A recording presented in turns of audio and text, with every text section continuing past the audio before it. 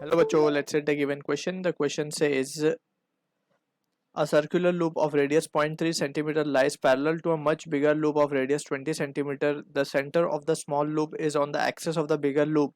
The distance between the center is 15 centimeter. If a current of 2 ampere flows through the smaller loop, then the flux linked with the bigger loop is option A 6 into 10 raised to minus 11 Weber, option B 3.3 10 raised to minus 11 Weber, option C 6.6 10 raised to minus 9 Weber, option D 9.1 10 raised to minus 11 Weber.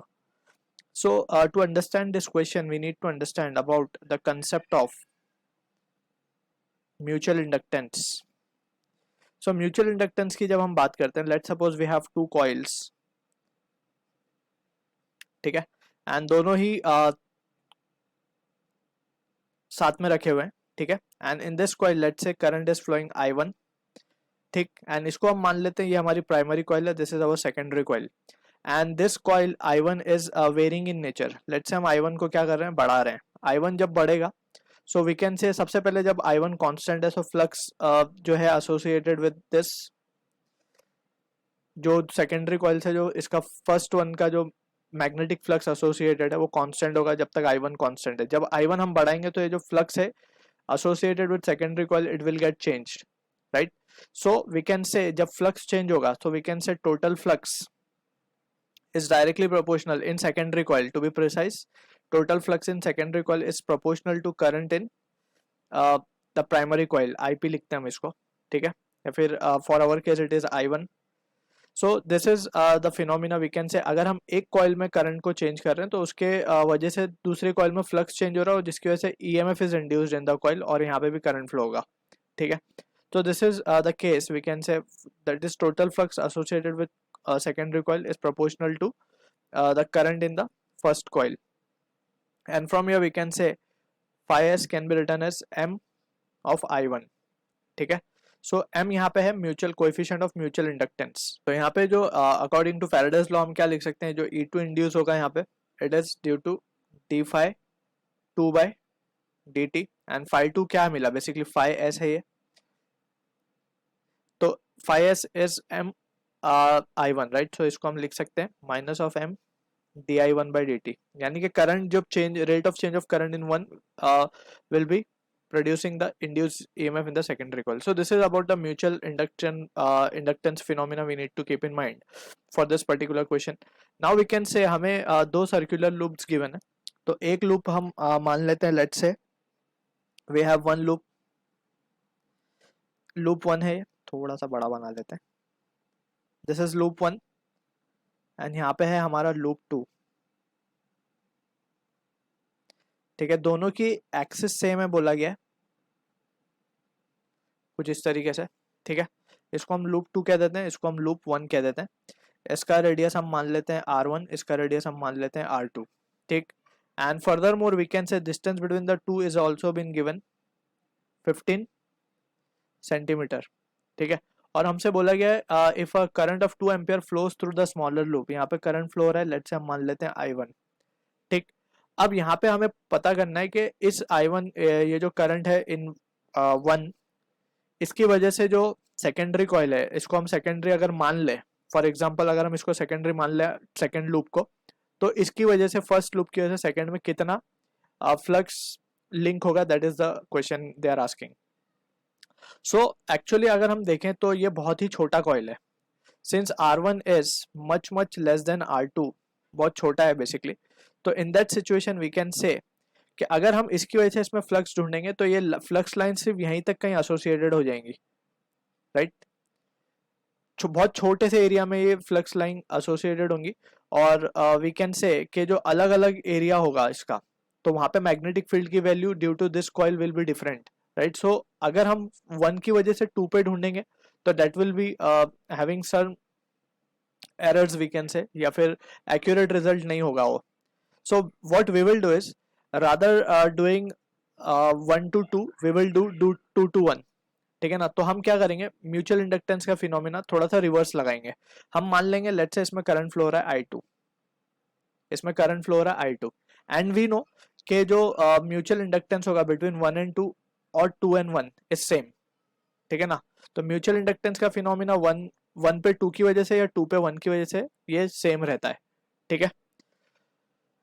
अब यहाँ पे we can सी के we will से let's say इसको हम मान लेंगे m, and we know कि m क्या है, basically m is nothing but it is 5 into I, sorry 5 क्या है बेसिकली m इंटू आई, ये रिजल्ट हमारे पास है in generalise terms we can say this. तो हम क्या करेंगे ना, हम करेंगे इसको phi of 1 flux in 1 due to 2 and that will be m into m, तो सेम ही है सबके लिए तो m हमने m ही रखा है, and this will B i 2 flux in 1 due to 2 and current changing I2 in loop 2, so इसकी वजह से we will be calculating the value of m। अब यहाँ से we can see further के जो flux आएगा, flux in 1 due to 2, इसको हम क्या लिख सकते हैं, सबसे पहले flux होता है basically magnetic field, magnetic field and किसकी मैग्नेटिक फील्ड होगी, ये सेकेंड वाले की, सेकेंड लूप की, एंड एरिया किसका होगा, बेसिकली एरिया की अगर हम बात करें तो ये कहाँ पे एसोसिएटेड होना है इसको, A1 पे, ठीक है। So from here we can see कि B2 जो है that is a magnetic field produce by the loop 2 at this point, ठीक है, जो कि 15 सेंटीमीटर पे ऑन एक्शियल पॉइंट है। So we can write the formula that is mu naught I R square, या बेसिकली हम इसको कहेंगे R2 का square into divided by r plus ये डिस्टेंस को अगर हम d कह दें तो it will be r square plus d square का रेस टू 3/2। सो ये रिजल्ट हमें मिलता है, एंड यहाँ पे a1 को हम लिखेंगे पाई r1 का square. So this is the flux associated with 1 due to 2 we will be getting.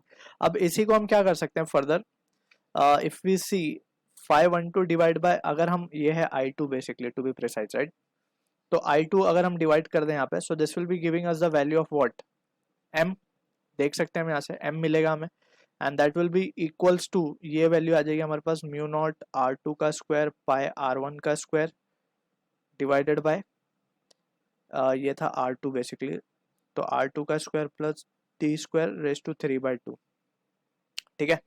तो इसको we can see further m की value we have calculated now. अब m हमें मिल चुका है, तो finally we can calculate the flux linked with the bigger coil. तो अब क्या लिख सकते हैं हम प्रॉपरली इसमें, we can write simply now flux into due to 1 can be written as m into I1 simply, ठीक है। अब हमें m तो मिल ही चुका है, तो what we will say, m की जगह we will substitute m mu naught R2 का स्क्वायर पाई R1 का square I1 divided by this value R2 का square plus d square raise to 3/2। So ये वैल्यू को जस्ट अब हमें solve करना है। So this will be the flux in bigger loop that is loop 2 due to 1 we will be getting. So just value substitute करेंगे, we will have the answer as यहाँ पे we have फॉर्मूले में let's say we have missed one thing, that is यहाँ पे 2 भी आएगा, right. So just we have to be careful के 2 भी मल्टीप्लाई करना है हमें यहाँ पे, ठीक है। Now we can solve it further. So यहाँ पे हम लिख देते हैं 2। So just we have to substitute the values। mu naught की अगर वैल्यू देखें तो it can be written as 4 pi into 10 raised to minus 7, 4 pi 10 raised to minus 7 into, अगर हम बात करें इसकी R2 की, तो R2 20 सेंटीमीटर है, दैट इज 0.2 का स्क्वायर इंटू पाई की वैल्यू 3.14 इंटू R1 का स्क्वायर मीन्स 0.3 था, ये 0.3 सेंटीमीटर 10 रेज टू माइनस 2, यानी कि 3 इंटू 10 रेज टू माइनस 3 लिख सकते हैं इसको, का स्क्वायर, एंड ये हो गया I1 की वैल्यू हमें गिवन है 2 ampere, the whole divided by R2 का स्क्वायर 2 इंटू R2 का स्क्वायर, अगर हम देखें तो R2 इज 0.2 का स्क्वायर प्लस ऑफ 15 मीन्स 0.15 का स्क्वायर रेज टू 3/2 इंटू, बस यही वैल्यू है।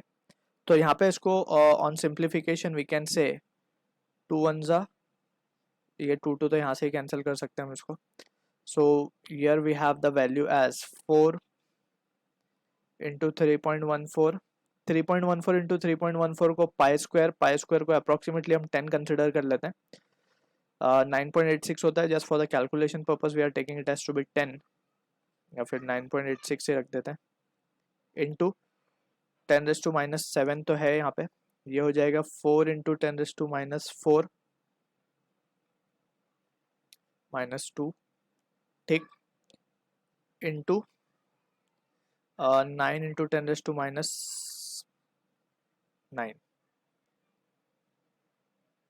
6, ठीक है, divided bye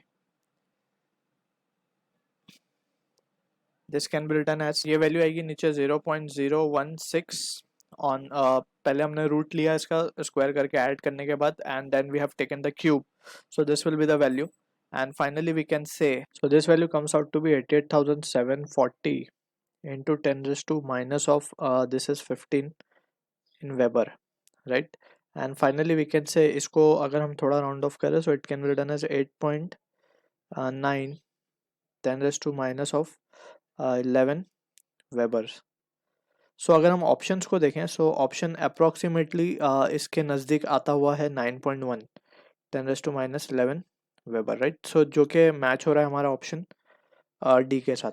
I hope you understood the solution. All the best.